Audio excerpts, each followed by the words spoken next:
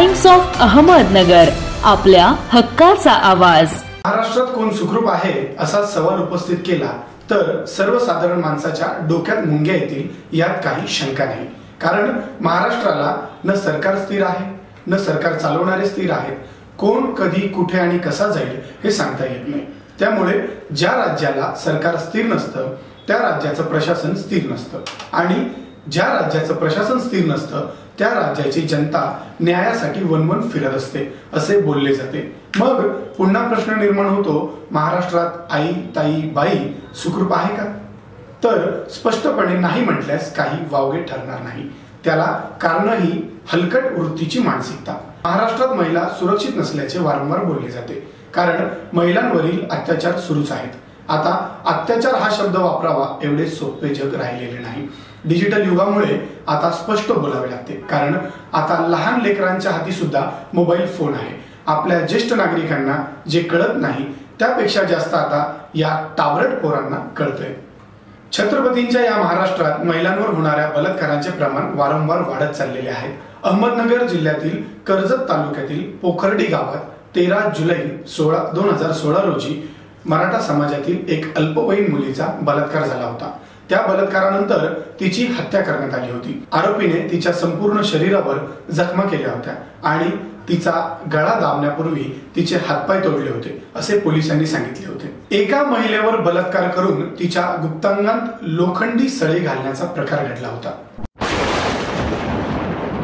साधारणतः 3 वर्षांपूर्वी देखील मुंबईतील साकीनाका परिसरात एक अत्यंत दुर्दैवी घटना घडली होती। मुंबईतील साकीनाका परिसरात एका महिलेवर बलात्कार करून तिच्या गुप्तांगात लोखंडी सळे घालण्याचा प्रकार घडला होता। या महिलेची प्रकृती गंभीर होती। तिच्यावर मुंबईत राजवाडी रुग्णालयात उपचार सुरू होते। उपचारादरम्यान तिचा मृत्यू झाला होता। निवृत्त सहाय्यक पोलीस आयुक्त असल्याचे सांगत एका नराधमाने शिक्षिकेवर बलात्कार केला।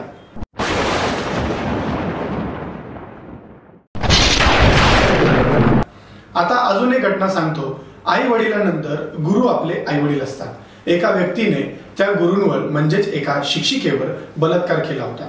पोलीस असल्याचा बनाव करून पिंपरीत निवृत्त सहाय्यक पोलीस आयुक्त असल्याचे सांगत एका नराधमाने शिक्षिकेवर बलात्कार केला होता।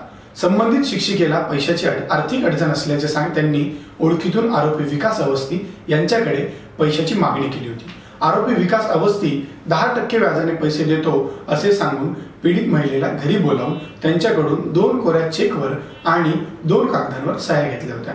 त्यानंतर पीडित महिलेला सॉफ्ट ड्रिंक देऊन दुष्कृत्य केले। तसेच पीडित महिलेचे विवस्त्र अवस्थेतील फोटो काढून ते सर्वांना दाखवून बदनामी करेल अशी धमकी दिल्याचा आरोपी विकास अवस्थी पीडित महिलेला दुचाकीवरून घेऊन जात होता। त्यावेळी पीडित महिलेने प्रतिकार केला, पण तुला आणि तुझ्या घरच्यांना मारून टाकेल, मी सहाय्यक पोलीस आयुक्त आहे, माझं कोणीही काहीही करू शकणार नाही अशी धमकी त्यावेळेस आरोपीने दिली होती आणि जबरदस्तीने अत्याचार केल्याचा आरोप आरोपीवर आहे। दरम्यान कोतया सहाय्यक पोलीस आयुक्त विकास अवस्थी विरोधात गुन्हा दाखल करण्यात आला होता। 17 वर्षाच्या अल्पवयीन मुलीचा बलात्कार, त्यातून ती 7 महिन्यांची गर्भवती राहिली होती। अल्पवयीन लेकरं सुद्धा सुखरूप नाहीत। काही नालायक मंडळी शेण खात असल्याचे निदर्शनास येत आहे। अमरावतीत एका अल्पवयीन मुलीशी नराधमाने बळजबरीने शारीरिक संबंध प्रस्थापित केल्याची धक्कादायक बाब समोर आली होती। पीडित तरुणी 17 वर्षांची होती, त्यातून अल्पवयीन मुलगी 7 महिन्यांची गर्भवती राहिली होती। बदनामीच्या भीतीपोटी तिने स्वतःला गळाफास लावून संपवलं। येवदा पोलिसांनी नराधमास ताब्यात घेतले होते, तर पोक्सो अंतर्गत गुन्हे देखील दाखल करण्यात आला होता। 16 वर्षांच्या मतिमंद मुलीचा देखील झाला बलात्कार। वसईत 16 वर्षांच्या अल्पवयीन मतिमंद मुलीचा बलात्कार झाला होता। वासनांध आरोपीने राहत्या घराच्या परिसरातून मुलीला मोटरसायकलवरून जबरदस्तीने बसवून अज्ञातस्थळी नेऊन तिच्यावर बलात्कार केला होता। वालीव पोलीस ठाणे हद्दीत ही घटना घडली। 2 दिवसांनंतर नातेवाईकांनी पोलीस ठाण्यात तक्रार दाखल केल्यानंतर घटना उघडकीस आली होती। तक्रार दाखल होताच विरार गुन्हे शाखा कक्ष 3 च्या पोलिसांनी अवघ्या 24 तासात 31 वर्षाच्या नराधमाला अटक केली होती। आरोपी हा बिगारी काम करणारा असून नशेच्या नादात हे कृत्य केले असल्याचे समोर आले होते। महिलेला दारू पाजून आळीपाळीने तिच्यावर बलात्कार अलिबाग येथील महिलेवर आळीपाळीने बलात्कार करणाऱ्या 2 आरोपींना अलिबाग सत्र न्यायालयाने जन्मठेपेची शिक्षा सुनावली होती. सुरेश लहानू नाईक, विशाल कृष्णा म्हात्रे अशी शिक्षा सुनावण्यात आलेल्या 2 आरोपींची नावे आहेत. सदर घटना ही 19 डिसेंबर 2020 रोजी रात्री 10:15च्या सुमारास तळाशेत वडवली मार्गावरील एका टेकडीवर घडली होती. पीडित महिला आपल्या मुलीकडे जात होती. एकटी जात असल्याचे पाहून दोन्ही आरोपींनी तिला पाठीमागून पकडून बळजबरीने बाजूला असलेल्या झाडी झुडपात नेले. त्यानंतर तिला जबरदस्तीने मद्यप्राशन करण्यास भाग पाडले. नंतर दोघांनी तिच्यावर आळीपाळीने बलात्कार केला. महिलेचा शोध घेत असलेल्या तिच्या नातेवाईकांनी ही घटना पाहिली. त्यावेळी दोघांना हकलून लावण्याचा प्रयत्न केला, परंतु आरोपींनी त्या नातेवाईकांवर दगडफेक केली होती. भारतामध्ये दररोज बलात्काराचे 86 गुन्हे नोंदवले जात असल्याचे NCRBने म्हटलं आहे. 2018 मध्ये नॅशनल क्राईम रेकॉर्ड्स ब्युरोने प्रकाशित केलेल्या आकडेवारीनुसार दर 15 मिनिटाला भारतामध्ये बलात्कार होतो. 2019 मध्ये 30,641 इतक्या बलात्कारांच्या तक्रारीची नोंद झाली होती. 2019 मध्ये भारतभरात महिलांवरच्या अत्याचारांचे एकूण 4,05,861 गुन्हे नोंदवण्यात आले होते. महिलांवर बलात्कार करून त्यांना मारून टाकण्याचं प्रमाण महाराष्ट्रात सर्वाधिक जास्त असल्याचं NCRBचा अहवाल आहे. 2019 मध्ये महाराष्ट्रामध्ये बलात्कार करून खून करण्याची 47 प्रकरणं घडली आहेत, तर उत्तर प्रदेशामध्ये प्रमाण सर्वात जास्त आहे. तर प्रदेशात 59,853 गुन्ह्यांची नोंद झालेली आहे. भारतामध्ये दररोज बलात्काराचे 87 गुन्हे नोंदवले जात असल्याचं NCRBने म्हटलं आहे. नमस्कार, मी भैयासाहेब बॉक्सर, आपलं स्वागत. बलात्काराच्या घटना या कधी प्रेमातून घडतात, तर कधी नशेच्या धुंदमध्ये असलेल्या व्यक्तीकडून घडतात, तर आणखी बरेच असे कारणे असू शकतात. मात्र पुरुषाला जन्म देणारी ती महिला आई नंतर प्रथम एक स्त्री आहे. मग ती स्त्री आईच्या रूपात असो, बहिणीच्या रूपात असो, तिचा स्त्री म्हणून जेव्हा आपण सन्मान आणि आदर करू, त्यावेळी खरा आई बहिणीचा आदर होऊ शकतो. नाहीतर काही संडे मुसंडे आहेत. आपली आई ती आई, दुसऱ्याची आई ती म्हातारी, आपली बहीण ती बहीण, दुसऱ्याची बहीण ती आयटम, ही घाणेरडी वृत्ती जोपर्यंत आजच्या तरुणाईच्या डोक्यातून निघत नाही, तोपर्यंत महिलांचा आदर आणि सन्मान होऊ शकत नाही. काल म्हणजेच 26 मे 2024 रोजी पुणे येथे एका महिलेचा बलात्कार झाल्याची घटना घडली आहे.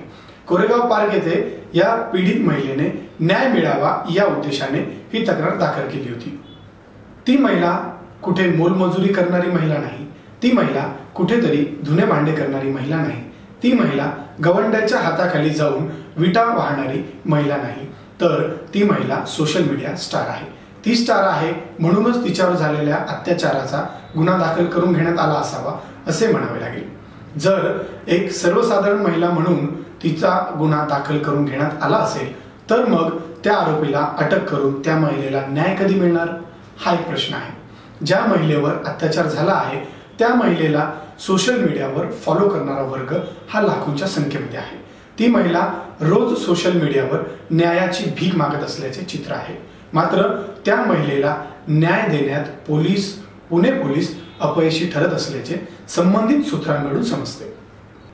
या महिलेने न्याय मिळवण्यासाठी ती महिला वनवन भटकत आहे. मात्र त्या महिलेला न्याय कधी मिळेल की मिळणार नाही, यावर एक मोठा प्रश्न निर्माण झाला आहे. अत्याचार झालेल्या महिलेला सहानुभूती देण्याचे सोडून काही टवाळखोर त्या महिलेला अशा शब्दांमध्ये सवाल करत आहेत की त्या महिलेला आता जीवन संपवावे असा एकमात्र पर्याय उरलेला असल्याचे एकंदरीत समजते. आता या कमेंट्समुळे त्या महिलेला लज्जा उत्पन्न होत आहे. आता एखाद्या महिलेला लज्जा उत्पन्न होईल असे कृत्य केल्यास प्रशासनाला त्या सगळ्यांवर गुन्हे दाखल करावे लागतील आणि सर्व मुलांना किंवा तरुणांना गुन्हेगारांच्या रांगेत उभं करावे लागेल. पुणे येथे झालेला अत्याचार हा ओळखीतून झाला. सर्वप्रथम संबंधित तरुणाने त्या महिलेची व्यावहारिक संबंध प्रस्थापित केले आणि नंतर त्याची संपर्क वाढवला. नंतर पुढे संपर्क वाढताच या तरुणाने त्या महिलेशी अनैतिक संबंधाची मागणी केली. मात्र माझे लग्न झालेले आहे, मला मुलगी आहे, मी तुझ्याशी संबंध नाही ठेवू शकत असे त्या महिलेने त्या तरुणाला वारंवार सांगितले. मात्र त्या तरुणाने कोणतेही एक कारण न ऐकता तिला ब्लॅकमेलिंग करत तिचे काही अश्लील फोटो व्हायरल करण्याची धमकी दिली आणि त्या महिलेला एका हॉटेलमध्ये नेत तिच्यावर बलात्कार केला असे वृत्त त्या महिलेने पोलिसांना सांगितलेले आहे. त्या वृत्तावरून तिच्या म्हणण्यानुसार पोलिसांनी गुन्हा दाखल करून घेतला आहे. ज्या वेळेस एखादा गुन्हा घडतो त्यानंतर त्या गुन्ह्याची नोंद होते आणि नंतर त्या गुन्ह्यातील आरोपीला अटक करण्यात येते. हा कायदा आहे. आता ज्या वेळेस हा प्रसंग घडला आणि त्याची तक्रार त्या महिलेने दिली त्यानंतर आरोपीला अटक व्हावी ही त्या महिलेची इच्छा होती. मात्र गुन्हा दाखल होऊन देखील आरोपी मोकळा फिरतो, हॉटेल्समध्ये बसतो, आयशो आराम करतो अशी माहिती त्या पीडितेने सोशल मीडियावर टाकली आहे. असो, त्या पीडितेला तो अधिकार देखील आहे. आता गुन्हा दाखल झाला तर अटकपूर्व जामीन घेण्याचा अधिकार देखील कायद्याने दिला आहे. हा कायदेशीर अधिकार आहे. पोलिसांना अपयश का? महाराष्ट्रातला एक प्रसंग मी तुम्हाला सांगतो. रायगडच्या महाडमध्ये पत्रकारांशी बोलताना तत्कालीन मंत्री नारायण राणे यांनी मुख्यमंत्र्यांबाबत आक्षेपार्ह वक्तव्य केलं होतं. स्वातंत्र्य दिनाच्या कार्यक्रमात उपस्थितांना संबोधित करताना मुख्यमंत्री उद्धव ठाकरे हे स्वातंत्र्याचा अमृत महोत्सवाची वर्ष असल्याचं विसरले. त्यावेळी त्यांनी हिरक महोत्सव हा शब्द वापरला होता. मात्र तिथे उपस्थित असलेले राज्याचे मुख्य सचिव सीताराम कुंटे यांनी मुख्यमंत्र्यांना अमृत महोत्सव असल्याचं सांगितलं होतं. त्यानंतर मुख्यमंत्र्यांनी आपली चूक सुधारली. त्यावरून नारायण राणे यांनी मी तिथे असतो तर कानाखाली लगावली असती अशा शब्दांमध्ये नारायण राणे यांनी मुख्यमंत्र्यांवर प्रहार केला होता. रत्नागिरी सत्र न्यायालयाने नारायण राणेंविरोधात जामीन अर्ज फेटाळून लावला होता. त्यावेळी रत्नागिरीचे पोलीस अधीक्षक रत्नागिरीत आले. दुपारी 12:15च्या सुमारास राणे ज्या ठिकाणी थांबले होते ते पोलीस आले. पोलिसांनी नारायण राणेंना कागदपत्र दाखवली आणि अटक करण्यात येत असल्याचं सांगितलं आणि 3:30 वाजता नारायण राणेंना अटक करण्यात आली होती. त्यावेळी नारायण राणेंना अटक केली. त्यावेळी नारायण राणे केंद्रीय मंत्री होते. आता अजून एक किस्सा तुम्हाला सांगतो. तो म्हणजे भुजबळ आणि ठाकरे. ठाकरे म्हणजे बाळासाहेब ठाकरे. 1991 मध्ये थेट शिवसेना प्रमुखांच्या विरोधात बंडाची घोषणा करत भुजबळांनी बाळासाहेबांना आव्हान दिलं होतं. काही आमदारांसह शिवसेना फोडून भुजबळ काही दिवसांनी काँग्रेसमध्ये दाखल झाले होते. त्याच्या काही महिन्यानंतर शिवसैनिकांकडून भुजबळांच्या सरकारी निवासस्थानी हल्ला देखील करण्यात आला होता. पण भुजबळ यातून बचावले. आपल्यावर झालेल्या हल्ल्याचा बदला घेण्याची भावना कदाचित भुजबळांची देखील त्यावेळेस होती. पण ते योग्य वेळेची वाट बघत होते आणि अखेर त्यांना संधी मिळाली. 1999 साली झालेल्या सत्तांतरानंतर राष्ट्रवादी काँग्रेसकडून भुजबळांना गृहमंत्रीपदाची संधी देण्यात आली आणि भुजबळांनी जुने प्रकरण उकरून काढून बाळासाहेबांच्या अटकेचे फरमान काढले. 25 जून 2000 रोजी मुंबई पोलिसांना बाळासाहेबांच्या अटकेचे आदेश देण्यात आले. लष्करी छावणीचे स्वरूप प्राप्त झालेल्या मातोश्रीच्या आवारात पोलीस दाखल झाले.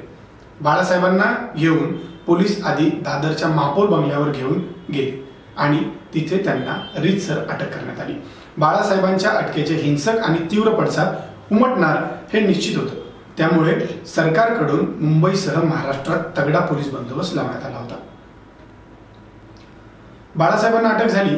प्रकरण न्यायालयात गेलं आणि काही कालावधीनंतर बाळासाहेबांवरील आता या महाराष्ट्रातील दिग्गजांनी कायद्यासमोर हात जोडले खरे. या दिग्गजांना अटक करणारे देखील महाराष्ट्र पोलीसच होते. मात्र पुणे येथील बलात्कारातील आरोपी पोलिसांना सापडत कसा नाही? पोलीस त्याला पाठीशी घालत आहे का असा सवाल उपस्थित होत आहे.